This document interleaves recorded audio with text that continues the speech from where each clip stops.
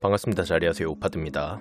좀 오랜만이죠. 마지막 영상이 2월 초일이었는데 어느새 2월 말이니 거의 한 달 만이네요. 그동안 뭐 무슨 일이 있거나 했던 건 아니고 여러 가지 이유가 있긴 하지만 가장 큰 이유는 저는 유튜브로 돈을 버는 사람도 아니고 전 영상에서 말씀드렸던 제가 영상을 올리면 그걸로 라퍼지 쪽에서 계속 추가 고소를 해서 형사 고소에 대한 수사 종결이 늦어지니 영상 업로드를 자제하는 게 좋을 것 같다는 형사님의 말씀. 이게 가장 컸고 거기에 유튜브 수익이 전에 말씀드렸던 것처럼 몇몇 커뮤나 프로그램에 나오는 것 같이 무슨 400, 1000만 원이고 실제 들어왔던 건 고작 100만 원 정도뿐이라 미련도 없었던 것도 있고요. 그러니까 뭐 겸사겸사. 근데 또 라퍼지 쪽에서 이번엔 민사고소까지 해서 가만히 있는 게 의미가 없겠다라는 생각도 들고 여러 생각과 고민 후 이렇게 영상을 올리게 되었습니다.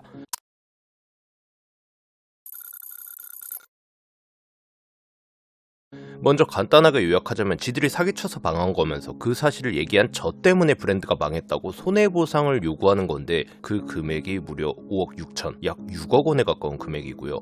거기에 소송 비용도 피고, 그러니까 제가 부담하라고 하는데 이 라퍼즈의 민사 관련 업무를 대신 봐주는 법무법인이 화우더라고요. 형사 때와는 다른 로펌이고 여기는 전에 형사 때와는 달리 뭐 흔히 말하는 3대 로펌이니 4대 로펌이니 출신이 있는 게 아니고 그냥 그 자체로 2024년 기준 국내 로펌 순위 6위에 해당하는 초대형 로펌입니다. 저도 들어본 기억이 있는 게 그 피프티 사건 있잖아요. 그때 이제 지금은 삼프티라고 하는 그 멤버들 쪽의 안성일 대표 그쪽에서 선임했던 로펌이 화우였고 이걸로 들어봤었습니다. 그러니까 정확한 수임료가 얼마인지는 모르겠지만 아마 착수금만 수천만 원 단위라고 추측해볼 수 있을 것이고 이걸 더하면 만약에 제가 민사에 대한 대응을 제대로 하지 못한다면 6억 원을 훌쩍 넘어가는 액수의 돈을 구해서 줘야 하는 그런 입장이 된 거죠. 거기다 추후 청구 취지를 확장할 예정입니다 라고 써놓은 것을 보면 추가 고소에 대한 예고도 해놓았으니 금액도 더 커질 수도 있고요. 물론 그렇기 때문에 어차피 저는 대응을 할 것이고 할 수밖에 없습니다. 처음엔 그냥 제가 알던 변호사님, 전에 겪어봤던 송사 때 선임해서 담당해주셨던 분이 계셨거든요. 이미 자문이라 해야 할지 상담도 다 받긴 했고 이길만 하다곤 하세요. 왜냐면 대체로 저쪽에서 고소를 제기한 내용들이 형사 때와 대동소이하거든요.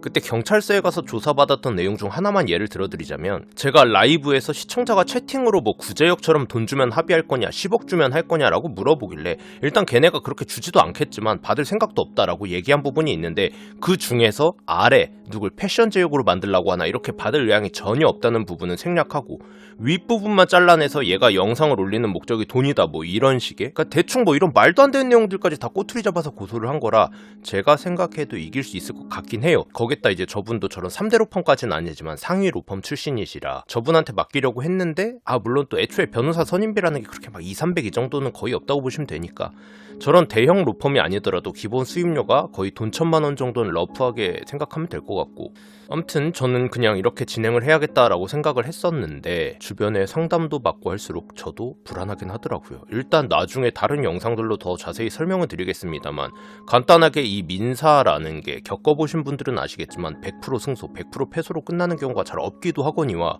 얘네가 하는 걸 보면 단순히 설사 1심을 제가 저렇게 완벽히 승소하더라도 또 항소하거나 할 것이고 그럼 저는 또 2심에 대한 선임을 해야 하니 수임료가 2번이 들어가고 또 승소하면 성공수당이니 이런 것까지 줘야 하고 그 와중에 또 단순 민사뿐만 아니라 막 또 무슨 뭐 영상 삭제, 가처분 신청 막 이런 것도 하는데 이런 거에도 추가 비용이 들어가고 이런 식이라 사실 제가 아는 분에게 개인적으로 선임을 해서 대응을 해도 라퍼즈의 스탠스를 보면 단순 1000만 원이 아닌 수천만 원에서 억 단위까지도 갈 수도 있고 거기다 이제 제가 아는 로펌의 변호사분을 선임했을 때가 이 정도인 거고 저 화우와 비슷한 급의 대형 로펌이면 그 비용들이 한 4-5배씩은 더 커진다고 보시면 되겠고 거기다 이제 승소가 아닌 조정으로 끝나게 되면 저는 그냥 저 비용들을 고스란히 제가 다 부담하게 되기 때문에 저런 대형 로펌은 어떻게 이 민사에 대한 1심은 제 개인 돈으로 선임하더라도 그 이후부터는 감당이 안 됩니다. 사실 이겨도 상처뿐인 영광인 거죠. 약간 독립운동가분들이나 6.25 전쟁 용사분들 명예 그냥 영광 하나뿐이고 실제 본인의 삶은 궁핍해지는 전 그렇게 되고 싶지 않습니다. 저런 사기업체들이야 사기쳐서 돈 쉽게 벌었으니 저렇게 돈으로 대형 로펌도 선임하고 하겠지만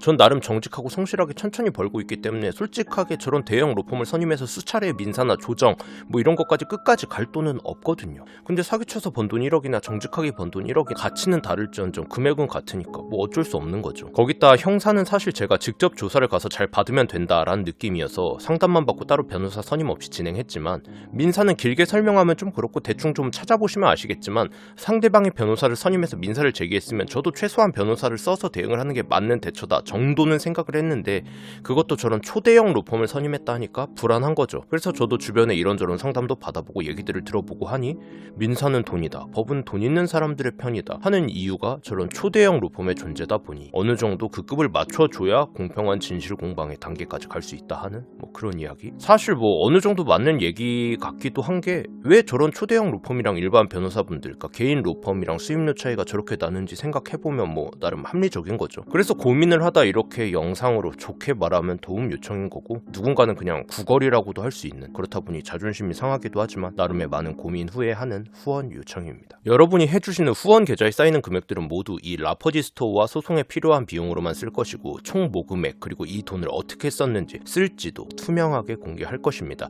그리고 만약에 모금액이 1,000만 원을 넘어가면 기부금품법에 따르면 관할 지자체 신고도 해야 한다 하는데 당연히 이런 적법한 절차들도 다 거칠 것이고요. 그래서 그 모금액에 맞는 로펌을 선임하여 대응할 예정입니다. 사실 이렇게 요청한 금액으로만 하는 게 아닌 설사 여러분이 아무도 후원을 안 해주셔도 저는 어차피 대응을 해야 하기 때문에 위에 말씀드렸던 제가 개인적으로 아는 로펌의 변호사분에게 제 돈으로 수임을 해야겠죠. 다만 그렇게 될 경우 몇몇 지인분들의 우려대로 돈의 논리에 의해 다소 아쉬운 결과가 나오는 상황도 생길 수 있다고 생각합니다. 이렇게 되면 정말 큰 문제라고 생각이 되는 게 굉장히 안 좋은 선례가 될 수 있기 때문입니다. 소비자들한테 제품을 속여 판 사기업체, 그러니까 아무리 가품 부자재를 쓰고 다운패딩 충전재 혼용률 사기를 치고 울코트 혼용률 사기를 쳐도 이 업체의 사기 행각에 대한 사실만을 얘기했을 뿐인데도 제가 처벌을 받게 된다면 다음에는 저와 같은 또 다른 사람이 나와서 아니 이 사람은 심지어 금전적 여유가 있어서 똑같은 대형 로펌을 선임해도 이 선례를 들면 법적으로 불리해질 수도 있는 그런 상황이 발생할 수도 있단 겁니다. 그럼 이후에 대체 이 패션업계, 의류업계에서 누가 나설까요? 사기를 안 치는 브랜드가 바보고 사기를 쳐서 쉽게 번 돈으로 누군가 그 사실을 얘기하면 대형 로펌을 선임해서 돈으로 찍어 눌러버리면 된다는 완벽한 선례가 생기는데 그럼 현재 있는 브랜드 그리고 앞으로 전개할 브랜드들은 저러한 사기업체들의 사기 행각에 공정한 경쟁을 하지 못해 도태되고 결국 한국 패션은 정체, 아니 점점 퇴보하게 될 수밖에 없겠죠. 소비자들은 계속 저러한 사기업체들의 쓰레기 같은 제품들을 속아서 사게 될 것이고요. 그렇기 때문에 이번 사건이 단순 저 개인이 아닌 한국 패션 전반에 걸쳐 굉장히 중요한 사건이라 생각합니다. 그렇기 때문에 한국에서 패션에 관심이 조금이라도 있는 여러분들에게 염치불구하고 도움의 손길을 요청하는 것이기도 하고요.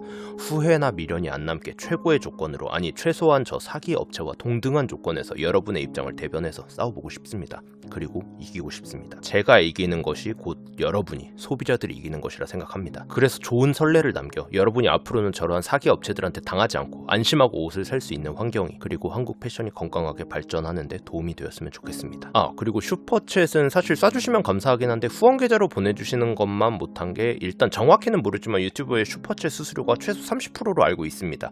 40% 가까이 된다는 얘기도 있고 유튜브 수익에 크게 관심이 없으니까 정확히는 모르겠어요. 그리고 예를 들어 2월 10일쯤에 여러분이 슈퍼챗을 쏘시면 한 4월 말 그쯤 저한테 들어와요. 그러니까 지금 쏘셔봐야 제가 저 민사 소장을 받은 게 2월 14일이라 저도 아무리 늦어도 3월 14일까지는 선임을 마치고 대응까지 해야 되는데 오히려 정산이 더 늦게 들어와 버리니 의미가 없는 거죠. 물론 그럼에도 불구하고 내가 돈을 후원하는데 내가 후원한 게 알려졌으면 좋겠다 한 그런 분들의 슈퍼챗 또한 감사합니다. 왜냐면 저도 옆 동네 헬스 쪽에서도 단백질 함량 같은 걸로 장난질 친 업체를 고발하는 저랑 비슷한 분이 계신데 그분도 똑같이 업체한테 고소를 당하시고 저와 마찬가지로 후원금을 모금한다는 영상에 슈퍼챗으로 댓글을 남겼거든요. 약소한 금액이지만 남김과 동시에 패션 쪽에도 비슷한 문제가 있으니 관심을 가져달라, 뭐 그런 의도도 포함된 후원해주시는데 그 정도는 충분히 할 수 있다 생각합니다. 후원하신 분들도 슈퍼챗이 아니더라도 노출을 원하신다면 영상 말미에 금액 등과 함께 뭐 이름을 혹은 뭐 업체를 함께 넣는 등의 방법도 생각하고는 있는데 뭐가 좋은지 솔직히 잘 모르겠어서 이건 여러분이 댓글로 의견 주시면 좋을 것 같습니다. 그리고 그동안 밀린 영상들도 사실 자제하는 게 의미가 없어졌기에 다시 꾸준히 이 민사에 대해서도 보다 자세히, 그리고 그동안 다뤄야 했지만 다루지 못했던 것들까지 최대한 빠르게 올려보겠습니다. 어제 잠깐 라이브를 켜봤는데 생각보다 제가 안 다루니까 이 브랜드도 터졌어, 저 브랜드도 터졌어 등 모르시는 분들이 아직 많은 것 같더라고요. 아무튼 일단은 후원 계좌와 함께 오늘 영상 여기까지 하겠습니다. 그럼 갑니다.